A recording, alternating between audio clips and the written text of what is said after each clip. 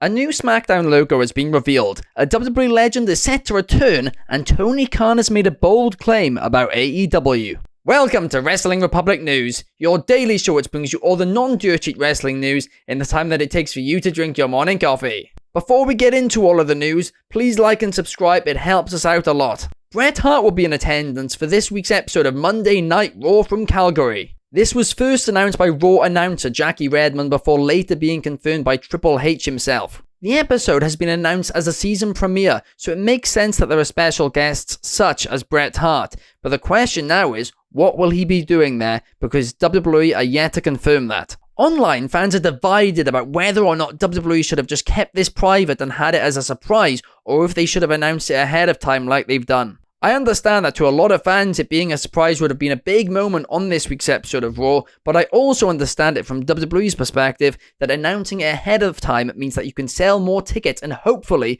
get more ratings for the TV show. Baron Corbin's second NXT run was only supposed to last a month. While speaking to our good friend here at Wrestling Republic, Mex from WrestleManiac UK, Baron Corbin revealed that originally he was only meant to go down there, feud with Carmelo Hayes, and then get called back up. However, while he was down there, he decided that he'd like to stay there for longer so he could reset his character. So he asked Triple H, and Triple H said yes. Of course, eventually Corbin came up with a burn the ships gimmick, and he said that he really enjoyed his time down in NXT. A new SmackDown logo has seemingly been revealed on the USA website. WWE are yet to confirm this new logo if it's a legit or not, but based on the fact that it's on the official USA website, it probably is. And as a graphic designer, I absolutely hate it. I really hope this is just a placeholder or something, because it is just so lazy. It's just the old one, but warped a bit, and they've changed the colours, but the fact that they've changed the colours has meant that the shadows and the blue is kind of hard to tell the difference between them,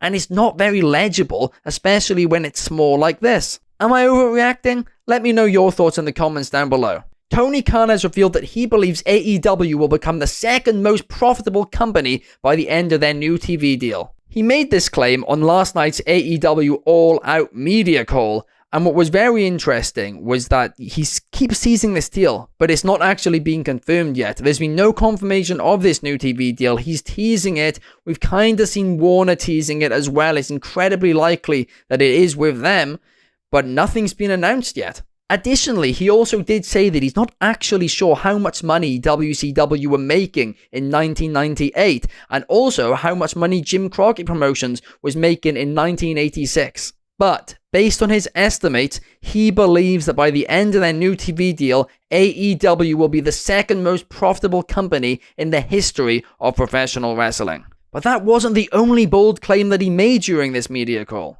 because Tony Khan also claimed that AEW fans spend the most out of any sports fan base on streaming every month. I mean, this statistic is just absolutely baffling to me. It really, truly is. And I understand for most sports, they have TV deals, they have streaming deals, whereas AEW, they just do pay-per-views every month. So that makes sense. But the part which is baffling to me is that AEW's fans are spending more money than UFC fans are, because UFC pay-per-views cost the same, if not a little bit more, and they just as regular. Are more people really watching AEW than UFC? I'm not sure how this is calculated, but that would be very interesting to look into. Now it's time for the SmackDown preview. On tonight's show, Giovanni Vinci will finally make his return after weeks and weeks of teaser vignettes. Miss Money in the Bank Tiffany Stratton will be taking on the former Women's Champion Bayley. The Street Profits and DIY will be teaming up to take on the Bloodline in an all-star 8-man tag team match. And Cody Rhodes will address Solo Sikoa's WWE Championship Challenge.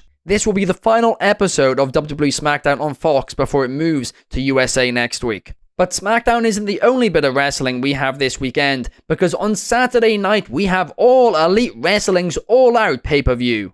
MJF will be taking on Daniel Garcia. Willow Nightingale and Chris Statlander will attempt to finish their rivalry in a Chicago street fight. The AEW World Tag Team Championships will be on the line as Claudio Castagnoli and Wheeler Yuta team up to challenge the Young Bucks. Okada will be defending his Continental Championship in a 4-way match. But as for the AEW International Championship, we have a dream match as Will Ospreay will take on Pac. I cannot wait for this. Meanwhile, the CEO, Mercedes Moné, will be defending her TBS Championship in a rematch against Hikaru Shida. And Bryan Danielson will put his newly won AEW World Championship on the line against the scapegoat, Jack Perry. And in the main event, things are going to get brutal because we have a lights-out steel cage match as Swerve Strickland will take on Hangman Page. What a weekend of wrestling this is going to be. Thank you all for watching. That's all the news for today. If you did enjoy, please leave a thumbs up and subscribe. It helps us out massively.